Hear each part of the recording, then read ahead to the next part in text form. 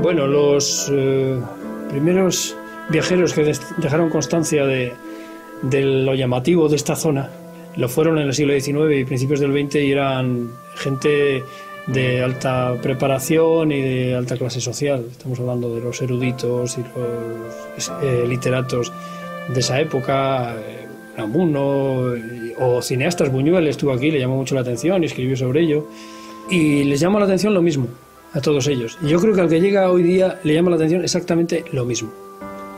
Le llama la atención esa simbiosis entre medio físico y medio humano.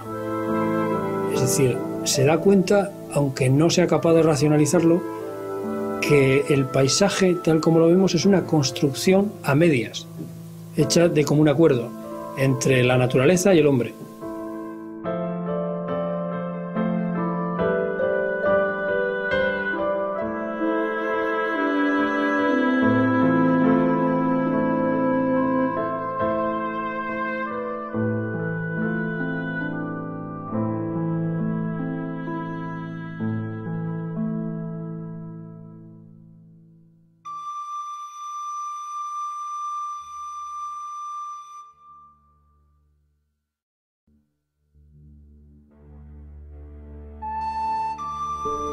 Nos encontramos en el límite sureste de la provincia de Cantabria, lindando con Burgos.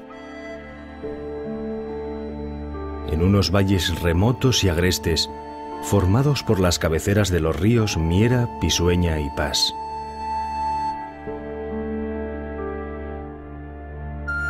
Un territorio formado por los núcleos de población de San Pedro del Romeral, San Roque de Río Miera y Vega de Pas.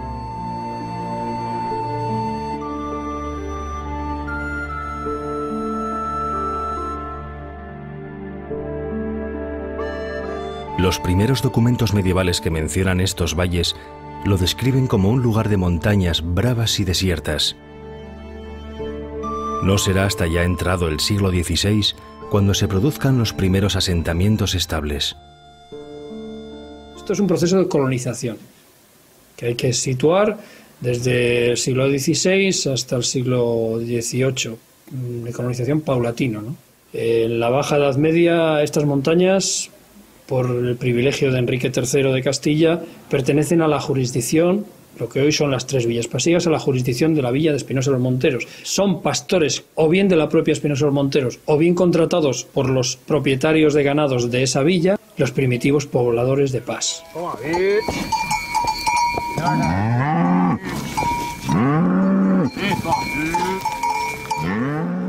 El poblamiento pasiego se produce de arriba hacia abajo. Los pastores de las altas cumbres son los que originan un modelo económico capaz de intensificar el rendimiento del suelo a través del cercado de los prados, en forma de anillo, y de la privatización de los ganados y del campo.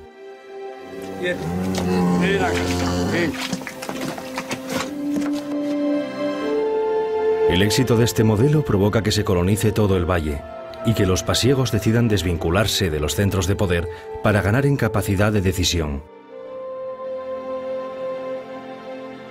Es un proceso largo, centrado en el siglo XVII, momento en el cual consiguen la jurisdicción propia y se fundan las tres villas pasiegas.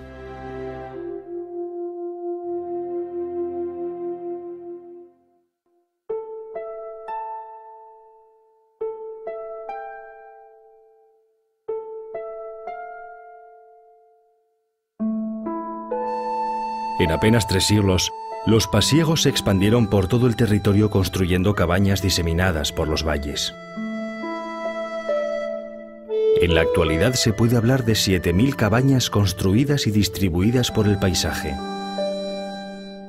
Todas ellas forman una espectacular malla física. A nosotros hoy, como lo vemos en decadencia y en abandono y en ruina, pues nos parece que es una cosa muy tradicional y muy antigua. No, este es un paisaje moderno. De los primeros paisajes modernos del mundo. Siempre en historia estudiamos las enclosures inglesas en el siglo XVIII como el origen de la agricultura moderna, de las nuevas rotaciones. Realmente los pasiegos hacen lo mismo 100 años antes. La ganadería deja de ser extensiva y comienza a intensificarse gracias a la apropiación de los terrenos comunales y al desarrollo de la estabulación del ganado.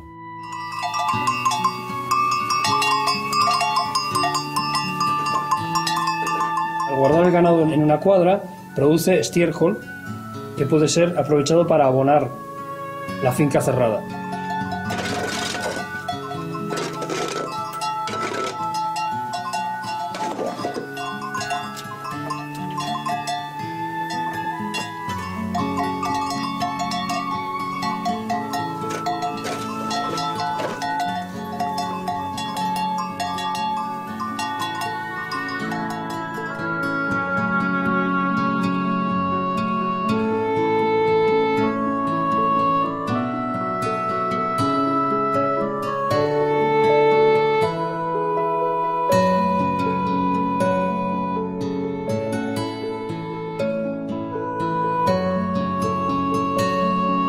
Los pasiegos comienzan a recoger los excrementos del ganado y transportarlos al prado, donde, con ayuda de caballos, lo utilizan para abonar el terreno.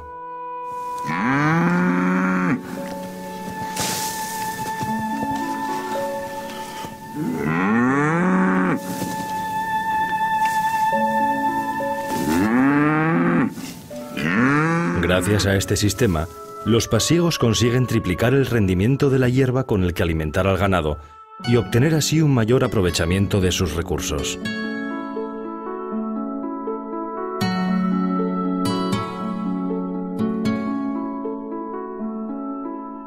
Verano es cuando se recoge pues, la cosecha para después tener el ganado en el invierno. Y ahora ya no, pero antes se segaba a dalle y se llevaba a Belhorta. A Belhorta, que es pues llevarlo encima de uno, a lomo diríamos. Meterlo en la cabaña, esparcerlo bien y pisarlo para que baje e ir metiendo más cantidad de hierba hasta que si el prado lo daba, pues llenar la cabaña, si no, pues se quedaría a medias o menos. Y después, pues en el invierno, esa hierba se gastaba. Y después gastabas aquello y marchabas a otra.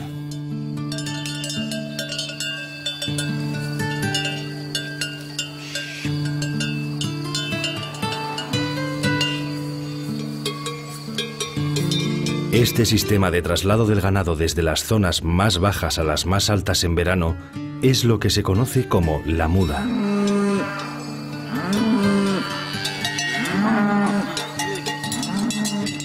Pues la muda es que se cogía y se llevaba el ganado de una cabaña a otra, en el cual pues se llevaban también los enseres, las cosas de nuestras, por ejemplo, para los aseos y para vivir y para todo ello.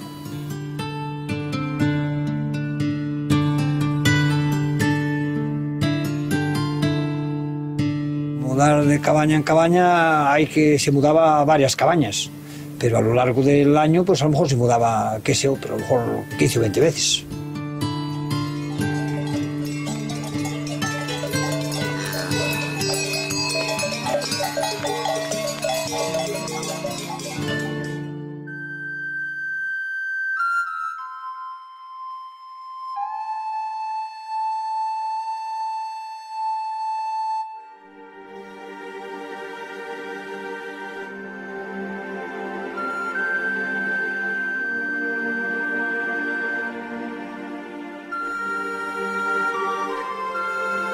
La muda conduce a la aparición de cabañas diseminadas por todo el territorio, desde el fondo de los valles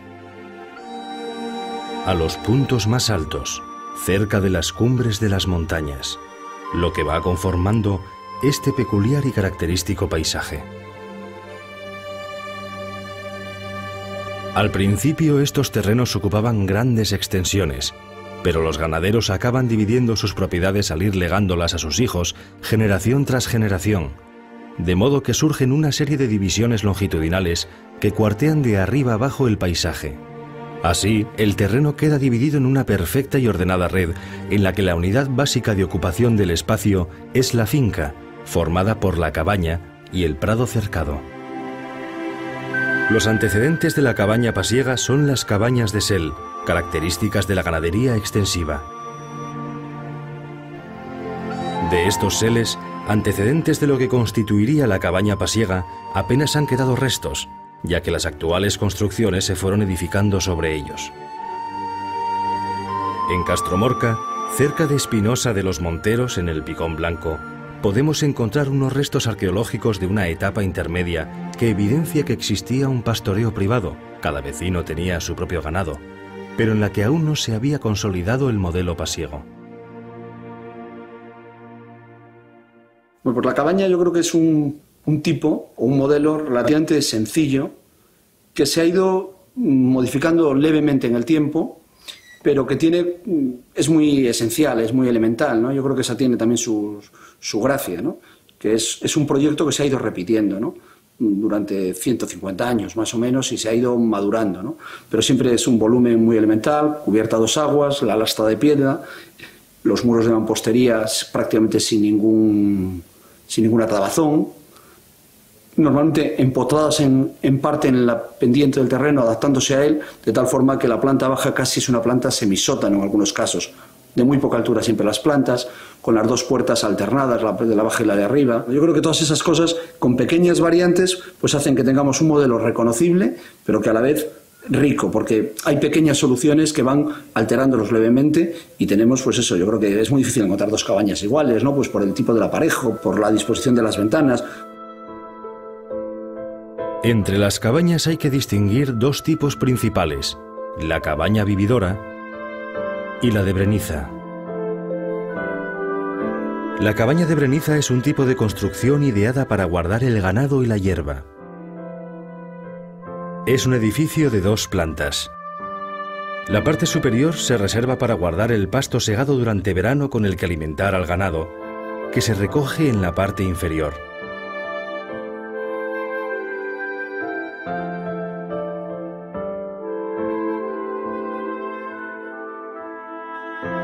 Es aquí donde podemos distinguir los pesebres, lugar en el que se deposita la hierba para el ganado, y las boqueras, que es el hueco por el que se hace llegar la hierba desde la parte superior.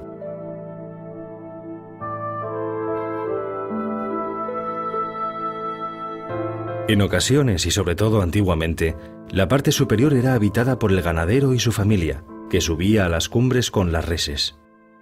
Sí, aparte de eso, si vivía en esa misma cabaña, había una cocina y un cuarto, en algunas había cuarto y cocina, y en otras pues a lo mejor en la cocina sola. Una cama de pie hecha de madera, de nuestros antepasados, y allí había que dormir. El ganado estaba abajo en la cuadra y nosotros pues habitábamos arriba, pues normal. Este tipo de construcción aparece diseminada por todo el paisaje, desde los puntos más altos a los más bajos, incluso en sitios de muy elevada pendiente. Este tipo de cabañas ya están presentes en la zona pasiega desde el siglo XVI, como se puede constatar en las inscripciones que encontramos talladas en los dinteles de algunas de ellas.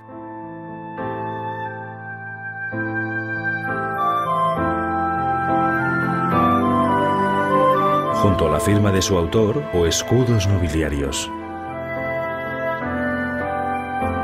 Era costumbre plantar árboles ante la entrada para que ofrecieran sombra en la época estival. En el siglo XIX comenzó a surgir un nuevo tipo de construcción diferente en el fondo de los valles. La cabaña vividora, concebida como la vivienda permanente del ganadero. Se diferencia de la de Breniza por la aparición de una chimenea en su tejado y la presencia en algunas de ellas de un balcón de madera en la fachada principal, denominado solana. Bueno, antes yo me acuerdo cuando íbamos, yo junto a mi padre y mi tío y Pedro, por ejemplo, o un hermano que íbamos padre e hijo, éramos 4. Pues a lo mejor empezábamos una cabaña, pues ahora en primavera solíamos hacer una cada primavera. Empezábamos allá al marzo, o según si el tiempo lo permitía, porque aquí la nieve también es la que manda. Pero veníamos a tardar, pues, empezamos en marzo, pues para acabarla ya antes de empezar la hierba, ya a primeros de junio o últimos de mayo, por ahí. Para la construcción, los pasiegos utilizaban la roca caliza y arenisca característica de estas montañas, que había que transportar desde las canteras hasta los puntos donde se edificase la cabaña, en algunos casos, zonas de muy difícil acceso.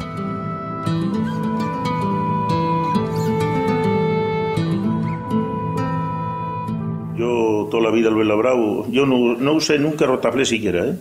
Ya hoy hay una rotaflés que te ayuda mucho, al cantero le ayuda mucho, porque corta y... Bueno, yo todo a mano, a puntero y a mano. Sí que están los dedos y a veces estos ya están deformados, ya no están como este. Si no, mientras tanto yo iba labrando mucha piedra. Pues tenía una porción de piedras de ventanas y puertas que lo iba labrando y lo tenía por allí labrado ya. Ya al tiempo de que había que colocarlo, pues necesitaba gente. Entonces había que meter alguno, porque todas las piedras se llevaban a vallarte. Y había que hacer rampas y subirlas. Que no es como hoy, que tienes grúas, lo subes y algunos eran con mucha picardía. Hay quien ponía lo que había y tiraba. Y hay otros, como eran bajos, a veces se colgaban del madero y había que llevarle también. ¿Eh? Eso también era así. Para el tejado de la cabaña pasiega, los canteros utilizaban unas losas de piedra caliza oscura, denominadas lastras. Esta lastra, yo sé de oírles por ejemplo, a mi padre, que oye, en tal sitio había una cantera de lastra, allí se sacó la lastra para esta cabaña. O sea, me suena de oír que había muchas por aquí. Ahora yo no sé si fue que se terminó la lastra o que la gente ya no quiso trabajar más. Hay que coger las losas, pues con mucho cuidado, con un poco de vista. Y claro, en las juntas tienes que poner 2 losas unidas, pero resulta de que ya por debajo tienes que meter otra para que coja la junta de las 2, pues por allí se cuela el agua, ¿no? Hay que meter otra por debajo para que lo vaya sacando. Después que lo sabes dices, no tiene importancia ninguna, pero que se ponga a colocarlo uno que no las ha visto más gordas, tiene su pega.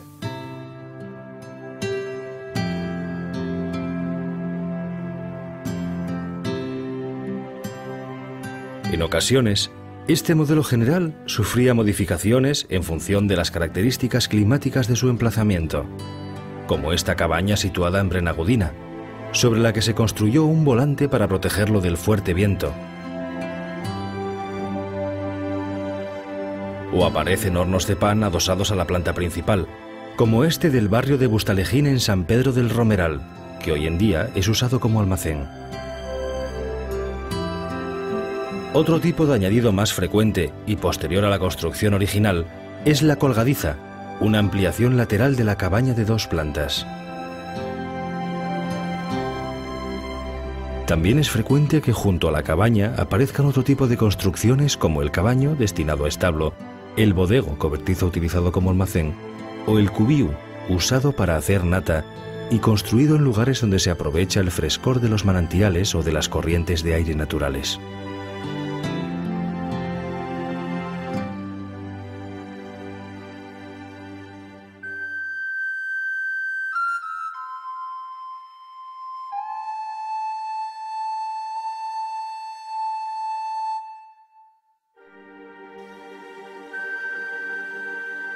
Las dimensiones de las cabañas pasiegas se ajustaban a la de las vacas a las que estaban destinadas.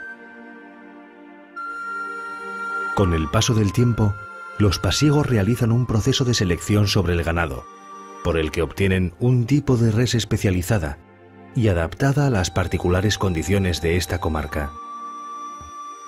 la vaca pasiega. Las vacas pasiegas son diferentes en capa, es una capa de uniforme todo rojo y no son unas vacas muy grandes, son más bien medianas y reúnen pues unas condiciones buenas aquí para este terreno, que podría no ser tan buenas la vaca holandesa o la vaca de fuera de aquí del país.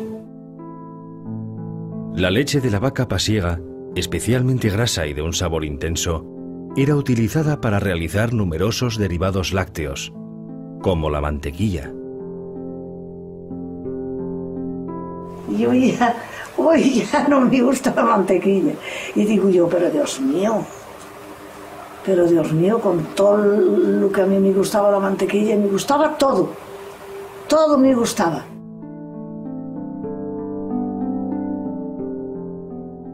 Mira, aquí se echa la leche, se tapa, se pone al fresco. Si tenía, por ejemplo, desde por la mañana que ordeñábamos hasta por la tarde, natando que llamábamos, y así la hacíamos la manteca. Cuando nos cansábamos de darle para acá y para allá, pues hacíamos esto. Después que estaba hecha la manteca, pues bueno, se sacaba el trebejo, y el trebejo, pues muchas veces había que guardarle para cenar nosotros. Aquello tendría buena grasa. Y al plato la mantequilla, allí había que apretarla bien apretada en el plato, bien apretada, porque si no queda en la mantequilla, queda trebejo. Y había que apretarla bien con la cuchara de madera hasta que quedaba fina, fina, fina, fina. Así fina como yo. Y después le hacíamos dibujos. Con la cuchara le hacíamos algún dibujo, pero pocos, que quedaban más bonitas, con pocos dibujos como esta que nos ha enseñado aquí mi nuera. Esta mantequilla elaborada con la leche de las vacas pasiegas adquirió notoria fama y era un producto muy demandado. Los pasiegos bajaban a mercados como el de Vega de Pas y vendían la leche y los productos que elaboraban con ella. Con ese dinero adquirían otros artículos de los que no eran productores, como legumbres o harina. A las mujeres que bajaban a estos mercados y realizaban estas transacciones se las denominaba renoveras. Las bajaba a la plaza a venderlas, para subirnos comida, subir sopa, subir alubias, subir garbanzos y subirnos pues comida. La forma de vida pasiega se vio alterada con la llegada de la industria lechera, que llevó a los habitantes de estos montes a centrarse en la producción neta de leche, relegando a un segundo plano la elaboración de sus derivados. Así, la tradicional vaca pasiega fue reemplazada por la holandesa o frisona, mejor adaptada a la nueva demanda. Este tipo de res, de mayor alzada, obligó a los pasiegos a picar la parte baja de la entrada de las cuadras para permitir su acceso.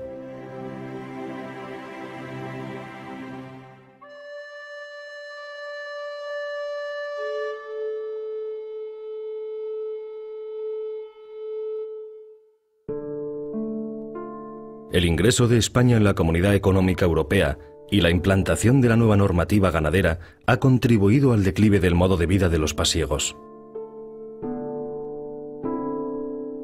La nueva legislación higiénico-sanitaria en materia lechera se ha enfrentado con su sistema tradicional de producción. El cumplimiento de la nueva legislación, concebida para mayores explotaciones ganaderas, ha resultado en muchos casos imposible de asumir por los pasiegos, que se han visto incapaces de afrontar los gastos necesarios para adaptarse a los equipamientos que la nueva normativa exigía. A lo largo de su historia, los pasiegos han demostrado una asombrosa capacidad de adaptación y superación ante las dificultades que se les han ido presentando. Sin embargo, ahora padecen una situación compleja, ya que sus modestas ganaderías apenas rinden para la propia subsistencia de las familias. Pues sí, de la leche aquí es difícil vivir, porque está en unos sitios que no reúne buenas condiciones, y para que la vaca dé leche pues tiene que estar bien arreglada lo primero. Tiene que tener unas buenas cuadras y unas naves donde ella esté cómoda y esté bien para poder trabajarla y para poder ella arreglarla.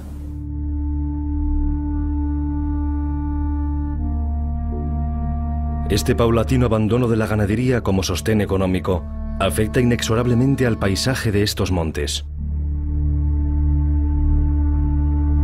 Muchas de las antiguas cabañas van siendo abandonadas y los prados se llenan de árboles y zarzas, perdiéndose su anterior y característica conformación.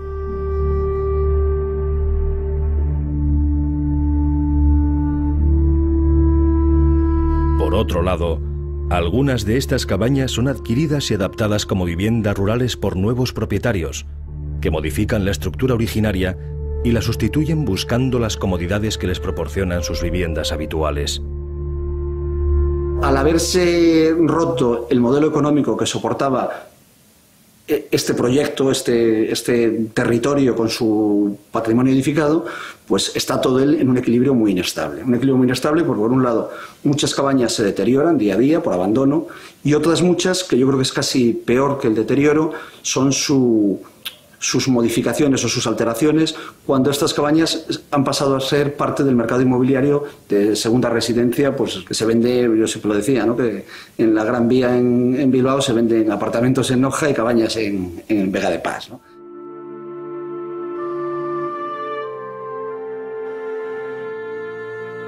Una cabaña no es una vivienda pequeña, es un espacio mínimo para que una persona esté en contacto con la naturaleza, ¿no?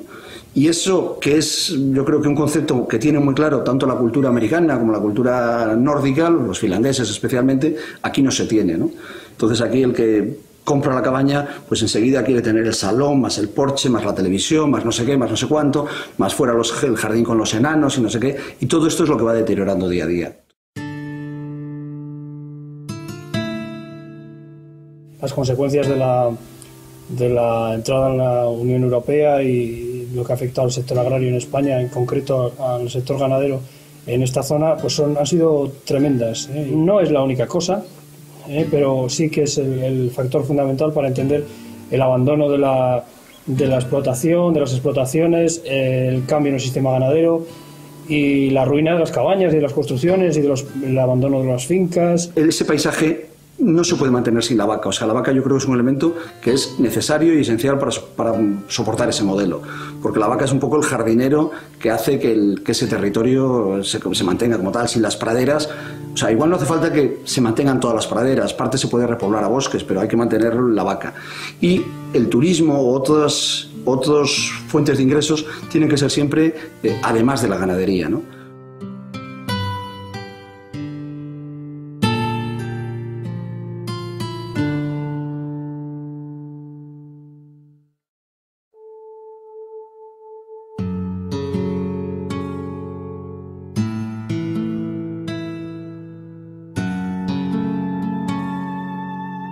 El paisaje pasiego está cambiando y en este momento se encuentra en un período de transformación entre lo que en su día fue y lo que el futuro le vaya a deparar. Como imágenes del pasado, retazos de la memoria, aún pueden contemplarse fincas intactas con sus cabañas inalteradas, tal y como fueron siglos atrás.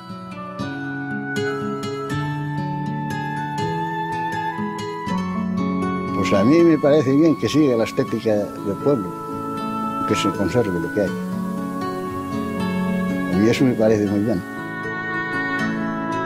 Si el modelo que existe ya no sirve, seamos entre todos capaces de generar un nuevo modelo que genere un nuevo equilibrio. Y seguro que de ese nuevo equilibrio, pues volveremos a tener, con un cierto orden, un cierto control, pues se rehabilitarán las cabañas, iremos recuperando todo, ¿no? Yo creo que esto es un paisaje cultural único, sin lugar a dudas. No solo en Cantabria, sino en España, incluso en el mundo, ¿eh? Si no hay otro lugar del mundo donde se haya configurado un paisaje cultural, un paisaje construido por el hombre de esta manera tan original. Y yo creo que sí que debería considerarse así